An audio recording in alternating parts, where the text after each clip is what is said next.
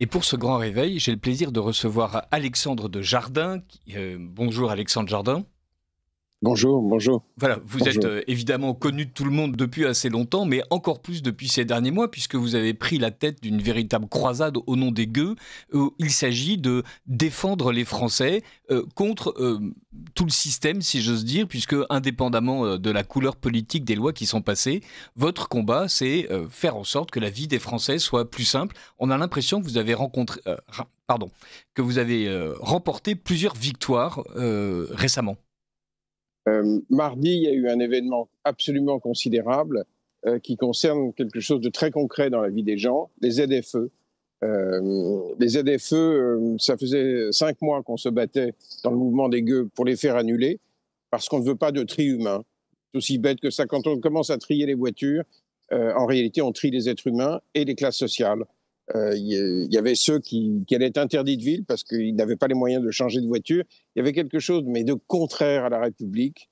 Et puis, on avait obtenu un premier vote de l'Assemblée nationale sur un amendement pour annuler les ZFE. On avait gagné.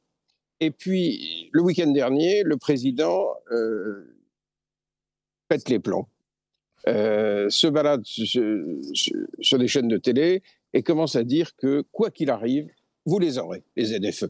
Il fait fi d'un vote de l'Assemblée nationale de l'opinion de 8 Français sur 10. Je connais le chiffre, parce qu'on l'a fait mesurer par l'IFOP. Et ça, il y a eu un moment complètement dingue. Et il tente une manœuvre mardi. Il demande aux députés Renaissance de voter contre le texte qui porte cet amendement. Les députés Renaissance qui étaient à l'initiative du texte. Donc oui, c'est ça qui était absolument foudroyant. Ça faisait 2 ans qu'ils bossaient là-dessus. Et en plus, là-dedans, il y avait des trucs assez importants pour le monde économique, de simplification, de rapport avec l'administration. Et tout à coup, il leur dit de se faire harakiri, de voter contre leur texte. Tout ça parce qu'il voulait vous imposer les ZFE. Dans un espèce d'accès de folie. Et puis, il s'est produit quelque chose.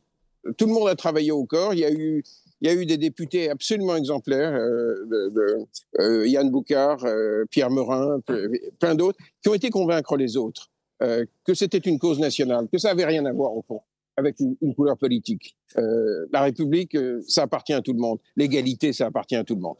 Et mardi, on a gagné. C'était complètement fou. C'était complètement fou. On a gagné contre la manœuvre du président. Et on a gagné d'une manière à quelques voix, mais on a gagné. Donc, l'Assemblée nationale a confirmé la fin des ZFE. Alors, maintenant, on sait qu'au Sénat, c'est bon. Parce que tout simplement, les sénateurs sont l'émanation des territoires, donc des maires qui voyaient arriver cette loi. Donc, on sait que la commission paritaire entre le Sénat et l'Assemblée, ça devrait bien se passer, avec une inconnue. Est-ce que le président, fou de rage, actionnera le Conseil constitutionnel à travers Ferrand, qui lui est redevable? On se battra absolument jusqu'au bout. Et puis, coup de théâtre hier, encore plus extraordinaire. On avait lancé le 2e combat des gueux contre la PPE. La PPE, les gens ne savent même pas ce que c'est. C'est la loi qui cadre nos questions d'énergie pour les 10 prochaines années, qui prévoyait 300 milliards de dépenses liées au développement des renouvelables, dont nous n'avons pas besoin. Oui, vous le rappeliez, en fait, avec l'énergie nucléaire, la France est déjà l'un des pays les plus propres au monde, et donc on n'a pas besoin de dépenser 300 milliards pour être encore plus propre avec un pouillème de marge supplémentaire. On est dans l'absurdité idéologique pure, sauf que c'est vous qui allez la payer. Parce que ces 300 milliards, à un moment, ça va redescendre sur votre facture EDF, qui arrive à la fin du mois, qui est prélevée sur votre compte. Donc il faut qu'on arrête cette connerie. Enfin, c'est pas une connerie, c'est une catastrophe. On sait tous très bien qu'on ne peut pas encaisser un doublement de nos factures d'électricité. La France populaire ne peut pas. C'est absolument impossible. Autour de moi, je connais plein de gens qui baissent au plus bas le chauffage, ou qui carrément éteignent lorsque leurs enfants ne sont pas là. On a vu les boulangers qui fermaient, donc on ne peut pas. Alors, hier, il y avait un amendement porté par un député qui s'appelle Nury, qui a été soutenu par, et là encore, Pierre Morin est intervenu de manière acrobatique, parce que ça manquait de députés présents, et l'amendement qui prévoit un moratoire intégral a été adopté hier. Le moratoire intégral, c'est-à-dire qu'on gèle tous les projets de développement d'énergie renouvelable. Tout s'est passé hier à l'Assemblée. Alors, Sandrine Rousseau était très énervée. Elle a expliqué que c'était une catastrophe démocratique. On a l'impression que le président de la République, Gabriel Attal, Sandrine Rousseau, considèrent que quand les députés ne votent pas comme il faudrait voter, la démocratie est en danger. Non, elle était vraiment en danger. Tant que le peuple n'arrivait pas à exprimer. Est-ce que vous connaissez autour de vous beaucoup de gens qui sont d'accord pour un doublement de la facture d'électricité? Ça n'avait pas été dit. Ça n'avait pas été vendu comme ça. On vous expliquait que c'était pour le bien-être de la planète. La vérité, c'est une escroquerie qui va retomber sur vos factures. Et pas ce samedi, celui d'après, le 28, on va occuper la majeure partie des ports français avec les pêcheurs artisans et avec les agriculteurs de la coordination rurale. Ils seront sous bannière gueux, #gueux, partout dans toute la France. On va réveiller le peuple pour que quand cet amendement passera en assemblée plénière, les députés aient compris que le peuple a compris. Et à mon avis, il n'y en aura pas beaucoup qui assumeront sur les marchés le doublement de la facture d'électricité. C'était en train de passer, le gouvernement a essayé de le passer par décret en disant non, il faut vite passer les contrats. Il est hors de question de plomber la France pour 10 ans. Alexandre Jardin, ce qu'il y a de remarquable, c'est que vous êtes rentré, non pas en politique politicienne, mais vous êtes rentré en révolte citoyenne en 2015 avec votre mouvement Bleu-Blanc-Zèbre. Là, 10 ans plus tard, avec ce mouvement des gueux, il y a d'indéniables succès en matière de communication, mais aussi dans la manière dont les députés eux-mêmes finissent par ne pas subir la logique des partis et du vote partisan.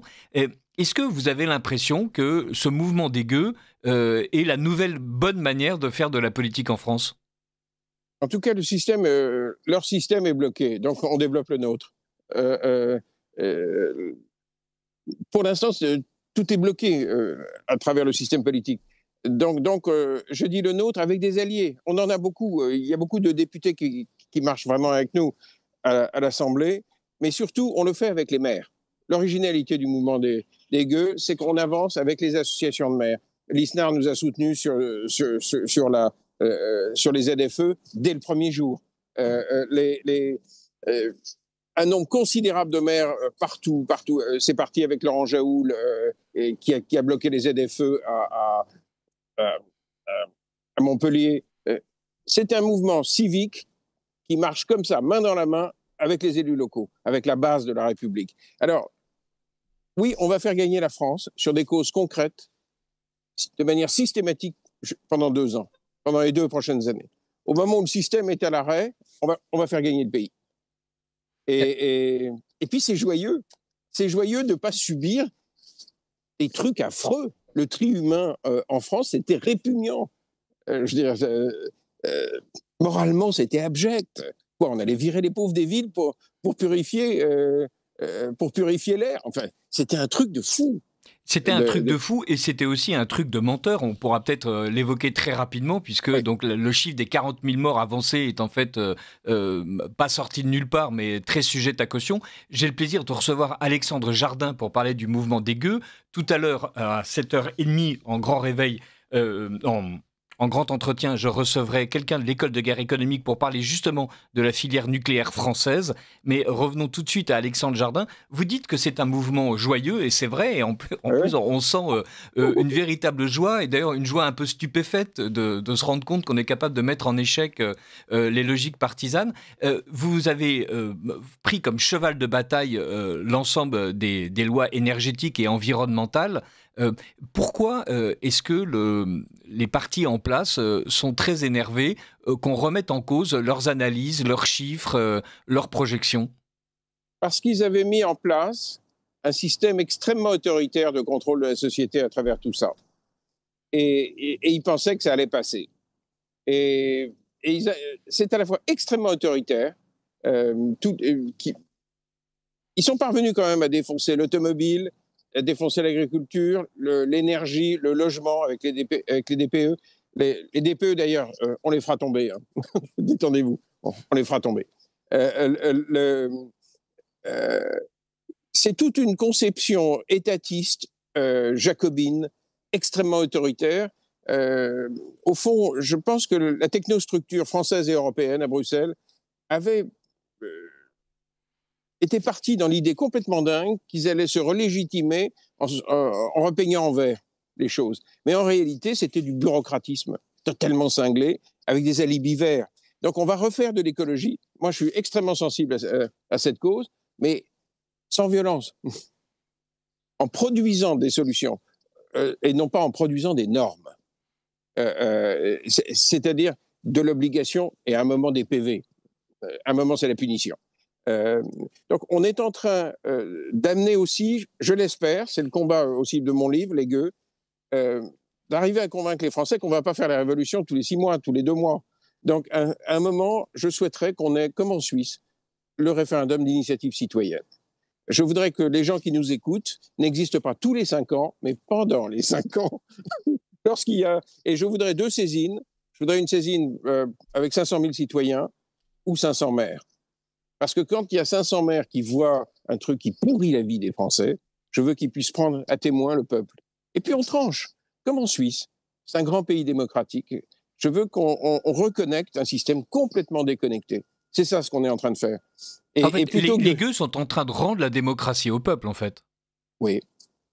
Et comment expliquer que Bruxelles et Paris aient considéré que la démocratie, c'était en fait juste être consulté une fois tous les 4, 5 ou 6 ans et que le reste, c'était le peuple n'a rien à dire, rien à voir, rien à réclamer, rien à contrôler et que même quand le peuple proteste, il est délégitimé immédiatement, voire frappé, bastonné, éborgné. Je pense que la culture technocratique de la superstructure française a été à la base du fonctionnement de Bruxelles. Et donc, on a transféré le délire techno français dans des superstructures européennes. Alors, il faut savoir que ces superstructures, évidemment, elles fonctionnent avec des lobbies. Les 300 milliards qu'on veut faire tomber, je n'ose pas imaginer la rétrocommission. 300 milliards, vous imaginez les renards. Il y en a partout. Et on se fout complètement que ce soit la vieille dame qui paye sur sa facture EDF. Donc c'est tout ce système qui avait cru se refaire une santé avec un discours vert. C'est dingue, hein. Je veux dire, ils étaient en train de flinguer la démocratie. Et avec les gueux, on est en train de cristalliser ça. Là, on prépare les manifs avec les pêcheurs. Il y en a sans doute qui nous écoutent, les pêcheurs artisans, avec les paysans de la coordination rurale. Mais ils vont se battre pour la facture des Français. Ils savent toutes les conséquences que ça a sur les éoliennes. Mais ils se battent aussi. C'est magnifique ce qu'on est en train de vivre, hein. Les réunions, c'est des réunions de gens qui se battent pour la France. À un moment, il y a un retour et la France démocratique. L'expression populaire à travers le bulletin de vote. Et moi, j'accompagnerai ce mouvement jusqu'à ce qu'on soit un pays reconnecté. Reconnecté à ses traditions, reconnecté à la réalité surtout, parce qu'on a l'impression que, en fait, la Chambre des députés est hors sol. Et tout le système est hors sol parce que le citoyen est viré pendant les 5 ans. En Suisse, on fait gaffe, l'exécutif cantonal, municipal, fédéral fait attention, parce qu'ils savent qu'ils peuvent prendre dans les dents un référendum d'initiative populaire. Alors que nous, on a même toujours conçu le référendum comme une manœuvre du prince, qui essaye de vous fourguer quelque chose. Pardon de parler un peu vulgairement, mais c'est ça. Moi, mes grands-parents vivaient en Suisse quand j'étais enfant, et j'ai vu cette démocratie, et qui respecte la dignité des gens qui nous écoutent. Et c'est ça qu'on veut rétablir, ou plutôt qu'on veut faire avancer, parce qu'au fond, la France n'a jamais eu ça, et qu'on bascule dans un âge d'adulte. Faire en sorte que la démocratie redevienne le bien commun des Français, et surtout qu'effectivement les Français ne soient plus infantilisés par la superstructure politique. Merci beaucoup Alexandre Jardin pour votre combat et pour tous les espoirs que vous faites jaillir.